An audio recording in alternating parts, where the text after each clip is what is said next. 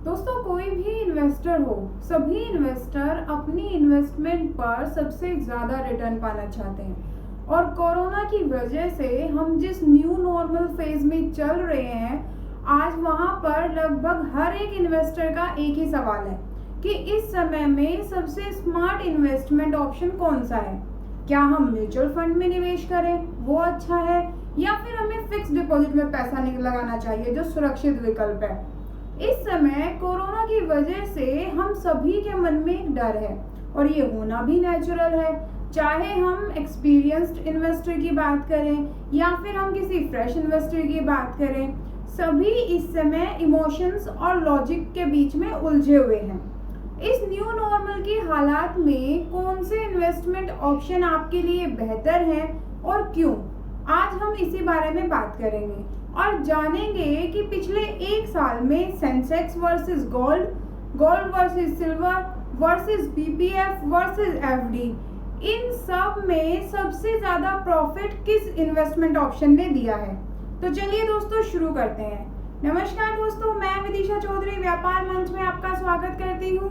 अगर आप हमारे चैनल पर नए हैं तो सबसे पहले हमारे चैनल को सब्सक्राइब कर दीजिए और साथ ही प्रेस कर दीजिए इस बेल आइकन को भी, जिससे इसी तरह की लेटेस्ट वीडियोस की नोटिफिकेशन सबसे पहले आपको मिलती रहे।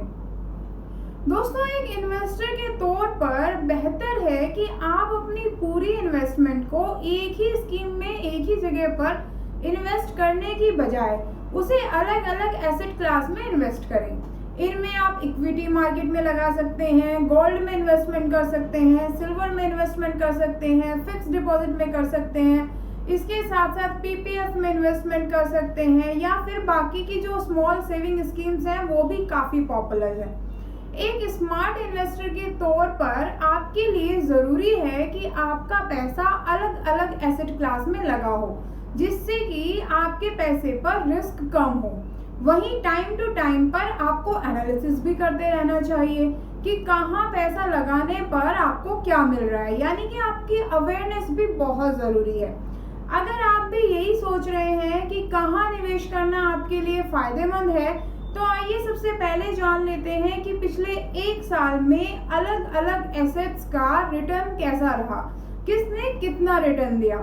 सबसे पहले बात कर लेते हैं गोल्ड की, सोने की। दोस्तों, एक साल के रिटर्न की बात करें, लास्ट 1 ईयर के रिटर्न की अगर हम बात करें तो गोल्ड ने 44.5% का रिटर्न दिया है। यानी कि अगर आपने गोल्ड में पिछले साल 1 लाख रुपए लगाए थे तो अभी आपके 1 लाख की जो वैल्यू है वो 1,44,500 रुपये है। 1 लाख के इन्वेस्टमेंट पर आपको 44,500 रुपये का मुनाफा हुआ है इस एक साल में। वहीं अगर हम सिल्वर की बात करें, चांदी की बात करें, तो एक साल में सिल्वर ने 65.3% का रिटर्न दिया है। एक साल में अगर आपने चांदी में 1 लाख रुपए लगाए थे तो आज की डेट में उसकी वैल्यू 1,65,300 रुपये है। यानी कि 1 लाख रुपए लगाने पर आपको जो मुनाफा हुआ है वो 65,300 रुपये का हुआ है। वहीं अगर हम सेंसेक्स की बात करें तो सेंसेक्स ने पिछले साल में लगभग 3% का रिटर्न दिया है। यानी कि अगर आपने 1 लाख रुपए सेंसेक्स पर लगाए थे तो उसकी जो वैल्यू है वो 1,03,000 रुपये है। यानी 1 लाख इन्वेस्टमेंट पर आपको 3,000 रुपये का फायदा हुआ है। वहीं अगर हम निफ्टी की बात करें, अगर आपने पिछले साल निफ्टी में 1 लाख रुपए की इन्वेस्टमेंट की है तो निफ्टी ने 2.9% का रिटर्न दिया है।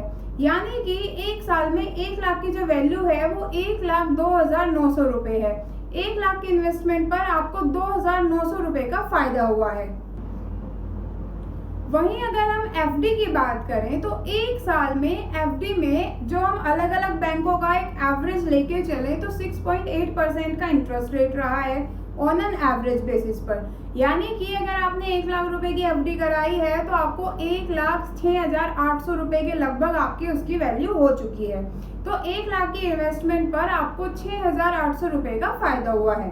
वहीं अगर हम पीपीएफ की बात करें तो पीपीएफ में एक साल पहले का जो रिटर्न था वो रेट था 7.9%। यानी कि एक साल में अगर आपने 1 लाख रुपए पीपीएफ में डाले हैं तो उनकी वैल्यू 1,07,900 रुपये हो चुकी है। तो 1 लाख रुपए इन्वेस्ट करने पर, पीपीएफ में इन्वेस्ट करने पर आपको 7,900 रुपये का जो एक साल में मुनाफा है वो हुआ है। तो दोस्तों ये हमने आपको बताया पिछले 1 साल के रिटर्न अलग अलग इन्वेस्टमेंट ऑप्शंस पर। पिछले 1 साल की बात करें तो सिल्वर यानी चांदी ने सबसे हाई रिटर्न दिया है। दोस्तों हाई रिटर्न की बात करें तो इक्विटी मार्केट का नाम हमारे दिमाग में सबसे पहले आता है, लेकिन इसमें समय समय पर जो उतार चढ़ाव होता रहता है उसकी वजह से रिस्क भी बहुत ज़्यादा होता है। पिछले 1 साल में इसका सबसे बेस्ट एग्जाम्पल देखने को मिला है, जब मार्केट रिकॉर्ड हाई से रिकॉर्ड लो पर पहुंची है और फिर लो से अब हाई की तरफ बढ़ रही है। वहीं अगर हम म्यूचुअल फंड की बात करें तो म्यूचुअल फंड में भी निवेश जोखिम के अधीन है। पीपीएफ या फिक्स डिपॉजिट जैसे स्मॉल सेविंग स्कीम्स में इन्वेस्टमेंट पर रिटर्न तो गारंटीड होता है, लेकिन इसमें रिटर्न कंपैरेटिवली कम मिलता है। गोल्ड और सिल्वर हमेशा से ही इन्वेस्टमेंट के लिए बहुत ही पॉपुलर ऑप्शन रहे हैं, और जब इक्विटी में गिरावट होती है तो गोल्ड में सेफ हेवन के रूप में इन्वेस्टमेंट बढ़ जाता है। पिछले 1 साल में इसी वजह से हमें गोल्ड में इतने ज़्यादा शानदार रिटर्न देखने को मिले हैं, क्योंकि इक्विटी मार्केट गिरा है। दोस्तों एक इन्वेस्टर के लिए ये जानना बहुत महत्वपूर्ण है कि आप किस इन्वेस्टमेंट ऑप्शन में इन्वेस्ट करने जा रहे हैं और उसमें ग्रोथ की क्या संभावनाएं हैं। इन्वेस्टमेंट फाइनेंशियल भी हो सकती है और नॉन फाइनेंशियल भी हो सकती है। ये 2 तरीके से इन्वेस्टमेंट आप कर सकते हैं। फाइनेंशियल इन्वेस्टमेंट में bank deposit, mutual fund, fix deposit आदि में निवेश किया गया पैसा शामिल होता है। वहीं नॉन फाइनेंशियल इन्वेस्टमेंट में गोल्ड, रियल एस्टेट आदि में इन्वेस्ट किया गया पैसा शामिल होता है। आपके लिए कौन सा इन्वेस्टमेंट ऑप्शन बेस्ट है, ये जानने के लिए आइए एक कंपैरिजन देख लेते हैं अलग अलग इन्वेस्टमेंट ऑप्शंस का। दोस्तों जो ये कंपैरिजन है ये return, tax exemption, risk factor, lock in period और इन्वेस्टमेंट के लिए एलिजिबिलिटी क्या है उस बेसिस पर हमने ये कंपैरिजन किया है। अगर हम बात करें इक्विटी की यानी शेयर मार्केट की, तो इसमें जो रिटर्न है वो मार्केट बेस्ड होते हैं, कोई टैक्स एग्जम्पशन भी नहीं होती, और अगर रिस्क की बात करें तो हाई रिस्क होता है। वहीं अगर हम लॉक इन पीरियड की बात करें तो इक्विटी पर कोई लॉक इन पीरियड नहीं होता है। किसे इन्वेस्ट करना चाहिए? सबसे हाई रिस्क वाला जो हाई रिस्क उठा सकते हैं उन बंदों को इक्विटी में इन्वेस्टमेंट करनी चाहिए। वहीं अगर हम बात करें म्यूचुअल फंड की, तो म्यूचुअल फंड पर रिटर्न भी मार्केट बेस्ड होते हैं। टैक्स छूट की अगर बात करें तो ELSS सेक्शन 80C के तहत टैक्स फ्री होते हैं। रिस्क की अगर बात करें तो मिनिमम से लेकर ज़्यादा तक इसमें रिस्क होता है। लॉक इन पीरियड की बात करें तो ELSS जैसी योजनाओं में 3 साल का लॉक इन पीरियड रहता है। किसे इन्वेस्ट करना चाहिए? वो लोग जो रिस्क उठा सकते हैं, जिनकी रिस्क टेकिंग कैपेसिटी है, उन्हीं को म्यूचुअल फंड में इन्वेस्ट करना चाहिए। वहीं अगर नेक्स्ट हम PPF की बात करें यानी पब्लिक प्रोविडेंट फंड की बात करें तो उस पर जो रिटर्न है वो 7.9% है। टैक्स एग्जम्पशन की बात करें तो ये EEE कैटेगरी में आता है, यानी कि एग्जम्प्ट। जो आप पैसा इन्वेस्ट करेंगे वो भी एग्जम्प्ट, जो रिटर्न मिलेगा वो भी एग्जम्प्ट, और मैच्योरिटी के टाइम पर जो पैसा मिलेगा वो भी एग्जम्प्ट। जोखिम की अगर बात करें तो पूरी सिक्योर स्कीम है, किसी भी तरह का कोई रिस्क नहीं है। लॉक इन पीरियड की बात करें तो PPF में 15 साल की इसका जो पीरियड होता है वो होता है। किसे इन्वेस्ट करना चाहिए? वो बंदा, वो भारतीय नागरिक जो लंबी अवधि के लिए इन्वेस्टमेंट करना चाहता है, उसको PPF में इन्वेस्टमेंट करनी चाहिए। बैंक फिक्स डिपॉजिट की अगर हम बात करें तो निश्चित रिटर्न मिलता है, यानी कि जितना बैंक ने इंटरेस्ट रेट ऑफर किया है उतना ही आपको रिटर्न मिलेगा। टैक्स की बात करें तो टैक्स बचाने वाली FD में 1.5 लाख रुपए तक की टैक्स एग्जम्पशन मिलती है। रिस्क की बात करें तो कोई रिस्क नहीं है, सिक्योर है। लॉक इन पीरियड की बात करें तो 7 दिन का लॉक इन पीरियड होता है। किसे इन्वेस्ट करना चाहिए? वो बंदा जो जोखिम नहीं उठाना चाहता, किसी भी तरह का कोई रिस्क नहीं लेना चाहता, सिक्योर इन्वेस्टमेंट चाहता है, उस बंदे को बैंक की फिक्स डिपॉजिट में इन्वेस्टमेंट करनी चाहिए। नेक्स्ट आती है NPS यानी कि नेशनल पेंशन स्कीम। NPS में रिटर्न की बात करें तो ये भी मार्केट लिंक्ड होते हैं। ऑन एन एवरेज बेसिस पर 8% से 10% तक का रिटर्न NPS में मिल जाता है। टैक्स एग्जम्पशन की बात करें तो सेक्शन 80C के तहत टैक्स एग्जम्पशन भी मिलती है। रिस्क की अगर बात करें तो लो से मीडियम तक रिस्क होता है। लॉक इन पीरियड की बात करें तो जो इन्वेस्टर है उसकी जो एज है वो 60 साल तक का लॉक इन रहता है। किसे इन्वेस्टमेंट करना चाहिए? वो बंदा जो रिटायरमेंट ऑप्शंस की तलाश कर रहा है, यानी कि रिटायरमेंट के लिए अगर आप इन्वेस्टमेंट करना चाहते हैं तो आप एनपीएस में इन्वेस्टमेंट कर सकते हैं। नेक्स्ट स्कीम आती है यूनिट लिंक्ड इंश्योरेंस प्लान यानी यूलिप। यूलिप में निवेशक के पोर्टफोलियो पर डिपेंड करता है कि कितना रिटर्न मिलेगा। टैक्स एग्जम्पशन की अगर हम बात करें तो सेक्शन 80C के अंदर टैक्स एग्जम्पशन भी मिलती है। रिस्क की बात करें तो हाई रिस्क रहता है। कौन इन्वेस्टमेंट कर सकता है? दोस्तों वो इन्वेस्टमेंट कर सकता है जिसको जीवन कमर और फंड कमाने की तलाश है, वो लोग इसमें इन्वेस्टमेंट कर सकते हैं। लॉक इन पीरियड 45 ईयर्स से कम या इसके बराबर का रहता है। अब अगर बात करें हम गोल्ड ईटीएफ की, तो गोल्ड ईटीएफ में जो रिटर्न मिलता है वो मार्केट बेस्ड मिलता है। डेट फंड के रूप में इनको जाना जाता है और उसी के हिसाब से इनके ऊपर टैक्स लगता है। अगर रिस्क की बात करें तो निम्न से मध्यम यानी कि लो से मीडियम तक रिस्क रहता है। कोई लॉक इन पीरियड नहीं होता इसमें, इन्वेस्टमेंट कोई भी बंदा कर सकता है।